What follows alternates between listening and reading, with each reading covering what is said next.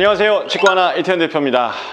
여러분들 요즘 이제 관심 증폭되고 있는 게 이 단독주택, 전원주택, 타운하우스 쪽인데 오늘 여기 삼성역에서 가까이에 있는 현장, 지난번에 한번 소개해드렸습니다. 대자동 4인빌이라는 이름으로 한번 해드렸는데 오늘 이제 구동을 다시 한번 이제 보여드리겠습니다. 보여드리는 이유가 좀 있습니다.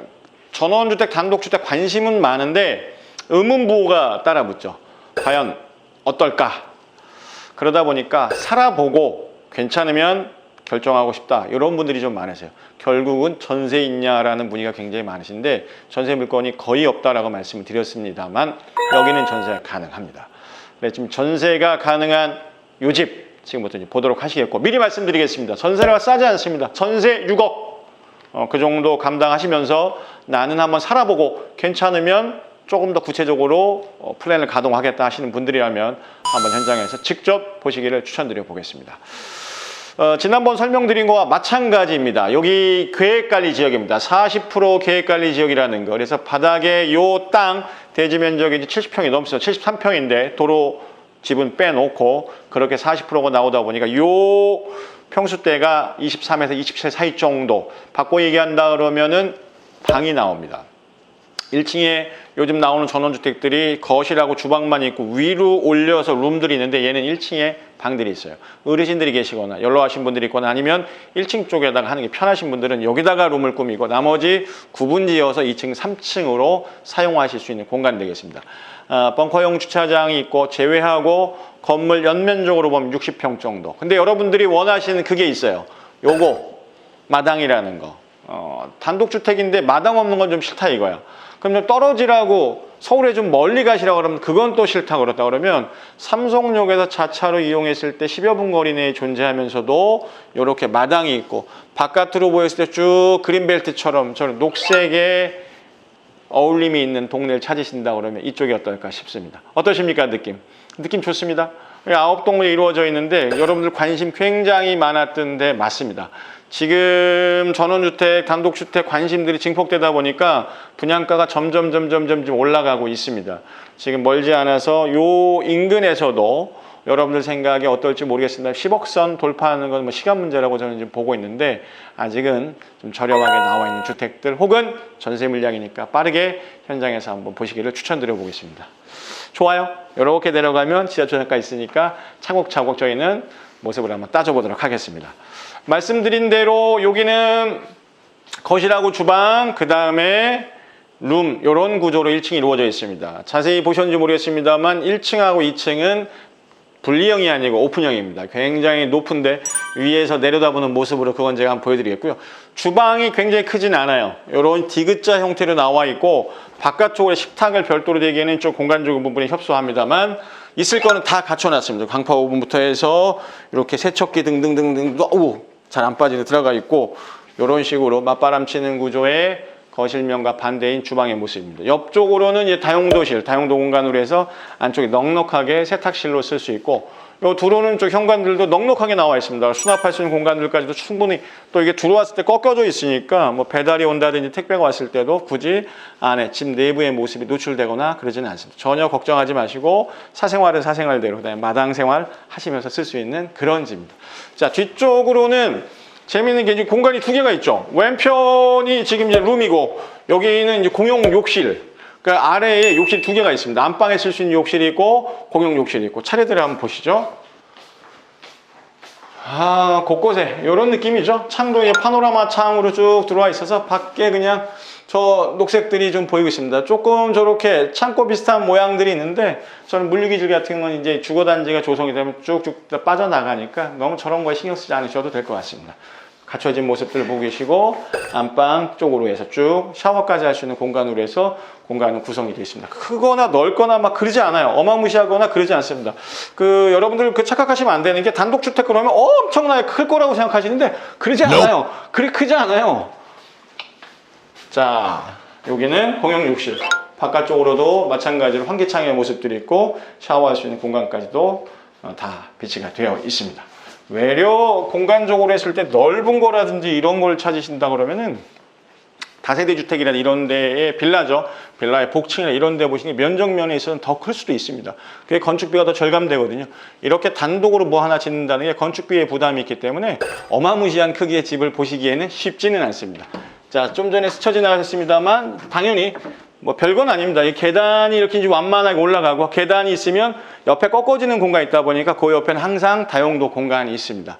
이렇게 해서 1층의 모습은 소개를 해드렸습니다. 저희는 2층으로 올라가서 내려다보면서 오픈형 구조부터 다시 한번 뜯어보도록 하겠습니다. 올라가시죠. 저는 먼저 이렇게 올라왔습니다. 제가 이렇게 내려다보고 있네요. 저희 감독님은 저를 좀 올려다보고 있고 이런 구조입니다. 2층하고 1층이 분리가 되어 있지 않고 이렇게 오픈을 시켜놨습니다. 층고만 따지면은 1층에서부터 2층까지 그냥 간단하게 생각하죠. 6m 이상이 되니까 개방감 굉장히 좋죠. 거실 쪽으로 창이 있는데 저거를 좀 분리시켜놨어요. 그래서 2층에서도 바깥으로, 물론 열 수는 없어요. 테라스 쪽으로 가면 열 수는 있습니다만 어쨌든 이런 구조로 해서 아예 안방에 있던 쪽에 거실이 있습니다. 자, 올라오시죠. 1층에 안방 혹은 룸에 욕실이 들어가 있는 게 하나 있었고 저희가 이제 2층으로 좀 올라왔습니다. 1층은 지금 바닥 면적을 23평 정도로 얘기하고 있고요. 2층은 이렇게 오픈된 공간이 잘라지다 보니까 19평 정도를 얘기하고 있습니다. 위아래만 해도 지금 40평이 좀 넘죠. 다락을 포함했을 때 이 건물 면적만 60평, 벙커 주차장 포함하면 66평 실면적을 갖고 있는 집을 여러분들은 좀 보고 계십니다. 2층에는 요거는 룸으로 빼지는 않고 거실로 뺐다라고 보시면 될 것 같습니다. 또 하나의 거실이 이렇게 있습니다. 위에서 자녀분들이 있다고 했을 때 아이들끼리, 자녀들끼리 놀라고 이런 공간이 하나 좀 있습니다. 곳곳에 콘센트가 비치가 되어 있으니까 여기다가 뭐 악기를 다루는 친구라면 피아노, 그랜드 피아노가 하나 들어가도 참 좋을 것 같고, 그림을 그리는 친구라면 이젤이 곳곳에 들어가도 좋을 것 같고, 게임을 좋아하는 친구라면 방이 아니라 밖에다가 하거나 아니면 공부나 서재 등등으로 요 공간이 방보다 더 쓸모있는 공간으로 저는 좀 보여지는데 어떠실지 현장에서 한번 따져보십시오. 룸은 아까로 보면 밑에 욕실이 있던 그 위쪽에 룸이 있습니다. 크진 않습니다. 결국은 이 룸은 말 그대로 그냥 베드가 들어가는 공간이라고 보면 될 것 같고, 생활 자체의 공간은 바깥으로 보시면 될 것 같습니다. 지금 올라오는 계단의 면적들도 굉장히 완만한 것들 다시 한번 쭉 보고 계시고요. 이렇게 위로 올라가면 다시 다락이 있겠네요. 다락으로 조금 더 안내를 해드리겠습니다. 여기가 방 하나, 그 다음에 2층에도 욕실이 필요하니까, 욕실은 다 좋은 거는 바깥으로 통하고 있어요. 다 환기창들이 있으니까 정말 좋다는 거. 누누이 말씀드리지만 사면이 뚫려 있습니다. 남향을 기본 베이스로 하면서도 동향, 서향, 북향 다 뚫려 있어요.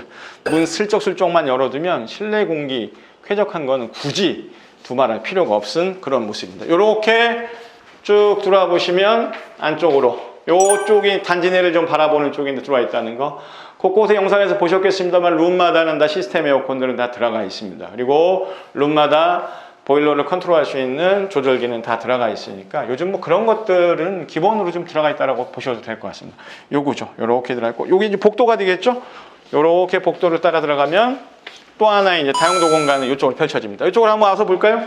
이렇게 해서 보일러가 이렇게 있습니다. 저는 저쪽으로 나가겠습니다. 저쪽으로 나갈 테니까 우리 감독님의 선상은 저쪽으로 한번 보시면 어떨까 싶습니다. 테라스 쪽으로 제가 나가볼게요. 이렇게 해서 테라스 야외로 나왔습니다. 이렇게 야외로 나오는 공간들이 이렇게 있습니다.